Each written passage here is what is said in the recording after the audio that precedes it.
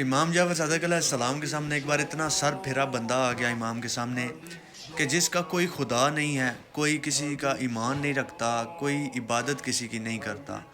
ایک ایسا انسان جس کا یہ عقیدہ ہے، یہ ایمان ہے کہ کوئی خدا نہیں ہے، نعوذ باللہ، یہ دنیا خود بنی ہے اور اس نے خود ہی فنا ہو جانا ہے، اس دنیا میں جو چیز آتی ہے خود آتی ہے اور خود ہی چلی جاتی ہے۔ کیسا ہوگا امام کے لیے ایسے شخص کو اللہ منوانا، ایسے شخص کو مسلمان بنانا، اس کا عقیدہ اس چیز پہ لانا کتنا مشکل رہا ہوگا اور کیسے کیا ہوگا۔ بڑا ہی خوبصورت، بڑا ہی پیارا واقعہ ہے امام جعفر صادق علیہ السلام کا، کہ امام جعفر صادق علیہ السلام کے پاس ایک بندہ آتا ہے، کیونکہ امام جعفر صادق علیہ السلام جو ان کے اسٹوڈنٹس بہت زیادہ ہوتے تھے، دنیا کے ہر کونے سے امام کے پاس بندے آتے تھے کچھ سیکھنے کے لیے کچھ بھی۔ تو ایک بندہ آتا ہے، وہ کہتا ہے کہ میں نے آپ سے طبیب کی جو ہنر ہوتا ہے وہ سیکھنا ہے، مطلب کہ جو آج کے دور میں ڈاکٹرز ہوتے ہیں اس طرح کا۔ امام کہتے ہیں کہ ٹھیک ہے سکھائیں گے، لیکن اس نے کہا کہ آپ مجھے اس بارے میں کچھ بھی نہیں کہیں گے، مطلب کہ یہ جو ہوتا ہے، یہ ایک عقیدہ ایمان والی جو باتیں ہوتی ہیں۔ تو وہ امام کہتے ہیں کہ کیوں؟ وہ کہتا ہے کہ میں مطلب اس چیز پہ بلیو نہیں کرتا۔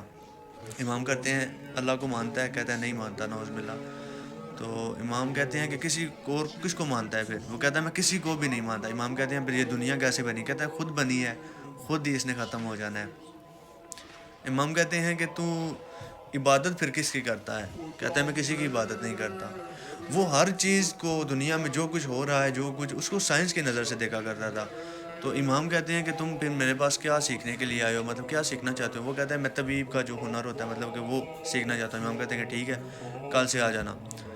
اب امام جانتے تھے کہ اس کو کس چیز کی ضرورت ہے، بس ویٹ کیا گیا ایک خاص پل کا کہ اس وقت جو ہے وہ لوہا گرم ہو رہا، تھوڑا مار دیا جائے اس بندے کو، جو ہے وہ سمجھا دیا جائے ساری باتیں، لیکن ایک خاص جو ہے موقع بننا تھا۔